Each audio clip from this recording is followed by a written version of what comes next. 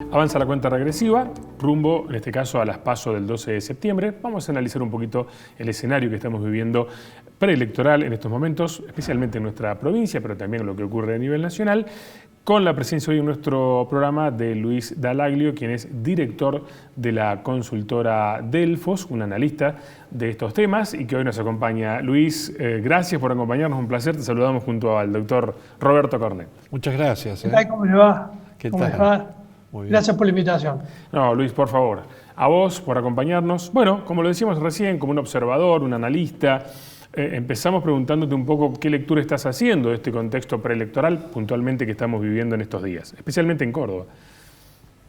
Sí, bueno, me parece que el proceso electoral arranca primero con una base de lo que es normal para una elección paso, que es la desconexión del gran público con el proceso electoral. El segundo punto, con esa misma desconexión, pero con un contexto absolutamente distinto, por ejemplo el del 2017, que fue la última elección comparable con esta, en donde a la crisis económica se le agrega la crisis sanitaria por la pandemia y obviamente todavía los signos de pregunta o de interrogación respecto de lo que puede pasar con la eventualidad de la variante Delta que está de alguna manera anunciándose que llega en cualquier momento y que bueno, podría llegar a complicar de nuevo las cosas. Esto quizás se termina de completar con un panorama o un contexto político nacional que viene siendo el mismo y se repite en una grieta que intenta ganar posiciones sobre la base de la discusión de temas que no están precisamente en la agenda de la población, es más una agenda de la política que de la sociedad, temas que terminan alejando aún más a la política y sobre todo teniendo en cuenta que la pandemia corrió el velo y puso en evidencia con más fuerza sobre el escenario la incapacidad de los sectores políticos o de algunos sectores políticos de poder resolver los temas estructurales o por lo menos ponerse de acuerdo y poder empezar a canalizar soluciones para esos problemas estructurales. Me parece que esto profundiza de alguna manera la distancia, lo que no quiere decir que la gente esté desvinculada de la política, digamos, ¿no? No le interesa la agenda política de la política, sí hay otra agenda política de la población que es la que de alguna manera está ocupando la preocupación de la población y que en definitiva va a terminar teniendo vigencia hasta muy pocos días antes de la elección. Por lo que venimos observando en general, por el porcentaje de indecisos que hay a esta altura, no es muy diferente a los que había un mes antes de la elección del 2017, son muy parecidos. Hay una predisposición también a votar, a participar de las urnas. Siempre en las PASOs va a votar menos gente que en la general. Nosotros estamos teniendo un número que no está tan lejos de lo que es la votación para una PASO, con lo cual hay dos elementos que me parece que hay que tener en cuenta. Por un lado, qué es lo que está haciendo la población y su intención de ir a votar, y por otro lado, qué es lo que está haciendo la clase política, que obviamente se pierden discusiones y en una agenda que está muy lejos. Cuando se encuentren las dos agendas que va a ser en la urna, bueno, ahí está lo interesante de este proceso, ¿no? Luis, mencionabas recién el tema de los indecisos, porque bueno, ya sabemos que los núcleos duros tanto del oficialismo y la oposición siempre van a mantener el apoyo, pero hablando de los indecisos, ¿cuál es el perfil de ese votante indeciso, particularmente en Córdoba? Y también en cuánto puede influir la gestión de la pandemia, ¿no?, por parte de los gobiernos a la hora de definir un voto. Mira, Ariel, nosotros lo primero que hemos hecho fue redefinir el indeciso. En realidad está puesto como una categoría de encuesta el indeciso. Ajá. Pero cuando vos lo explorás, no es gente que esté indecisa, es gente que tiene una opinión política, que tiene una posición política respecto del escenario o de la oferta electoral, y lo que está pasando es que no está encontrando en esa propuesta electoral la canalización de un voto. Nosotros siempre decimos que ese elector es el que se define 72 horas antes del proceso electoral y por lo general lo hace desde una posición muy racional si no encuentra lo que quiere, tratando que por lo menos no pase lo que no quiere que pase. Es un juego de palabras, pero es un voto se entiende, sí. que va a ir tratando de evitar, entre comillas, el mal mayor. Claro. Entonces, eso por otro lado es lo que ha complicado en algunos casos, en muchos casos, los pronósticos electorales en los últimos tiempos, porque se ha complejizado, digamos, la posición política de la población, no es lineal ya, ¿no? Ya no es peronista o radical, izquierda o derecha, sino que responde a un montón de otros parámetros que...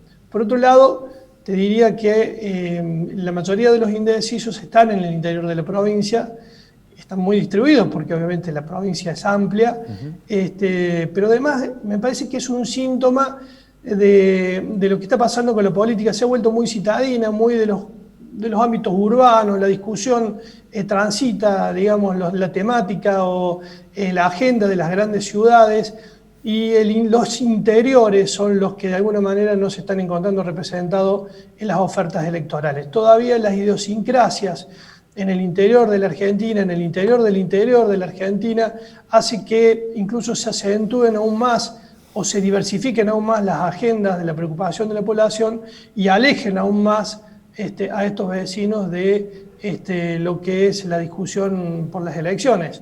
Esto no quiere decir que no vayan a ir a votar, van a ir a votar con una posición, pero claramente se van a empezar a vincular con el proceso muy cerca del proceso electoral, de la fecha, y lo van a hacer desde una realidad muy distinta a lo que hoy está discutiendo la política, ¿no? Vos me decís, bueno, ¿qué quiere decir? ¿Que a la población no le importa lo de la foto de Olivos? Es un tema que agrega malestar, es un tema que la sociedad lo tiene ya puesto en un lugar donde la política ya no lo acepta de la política.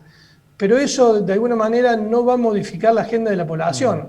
O sea, no se va a incluir en la agenda de la población. De alguna manera termina jugando en favor de lo que la población ya sabe. Si algo dejó el post-pandemia o el tránsito hacia una post-pandemia como el que estamos viviendo, es un enojo muy grande respecto a la dirigencia política. Y no estamos hablando solamente de quienes están gobernando, sino también de quienes tienen la responsabilidad de hacer oposición a nivel nacional. Y dígame, sí. Perdón, Dallaglio, pero ¿hay alguna conciencia en la gran población del valor de la mentira? Porque hay pueblos, países como en Estados Unidos con Nixon, donde el mentiroso es repudiado y castigado. Y los argentinos vemos constantemente, ya hablo de arriba, que nos mienten. Y la mentira es un horror. Desprestigia al que manda en cualquier plano de la política. ¿Eso no se pondera en el voto?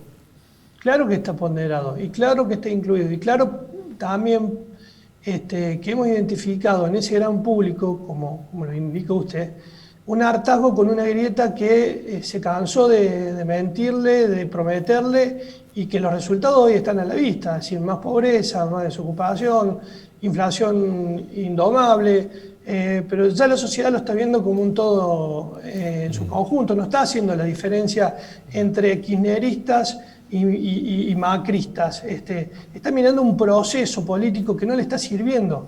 Es más, no solo que no le está sirviendo, sino que le va deteriorando aún más su estatus de vida, sus posiciones, sus intereses, su perspectiva de futuro.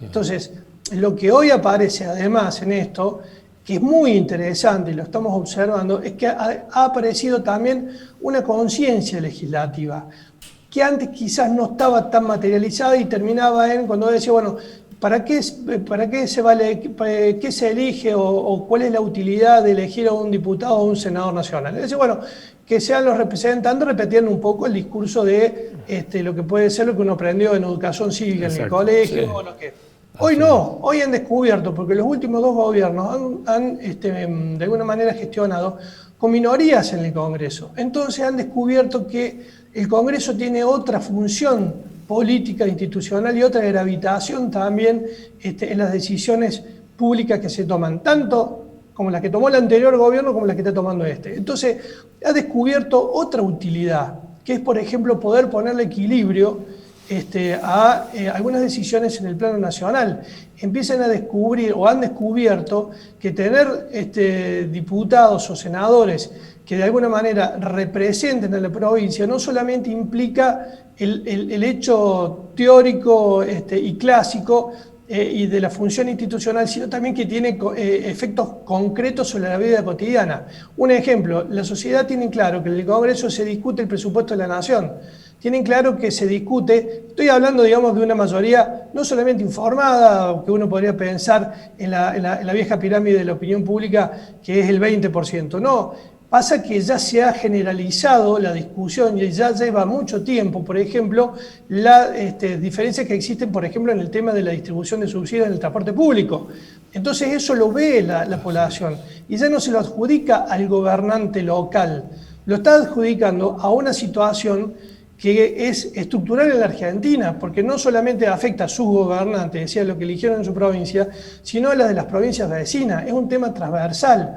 Entonces empieza a aparecer un punto de partida distinto desde dónde pararse y empezar a darle una discusión y una utilidad al Congreso que no es solamente la simple representación, sino la posibilidad de que se pueda imponer en estas discusiones estratégicas para el país, como es el presupuesto anual, y no es sofisticado ya. Uno dice, porque tiene un prejuicio, a la población no le interesan esas cosas. No, sí le interesan muchísimo, porque los argentinos han hecho un doctorado en crisis económica, han hecho un doctorado en administración de economías domésticas, y saben entonces el valor que tiene y cómo impacta el costo del boleto en su economía doméstica. O, por ejemplo, el costo de los alimentos.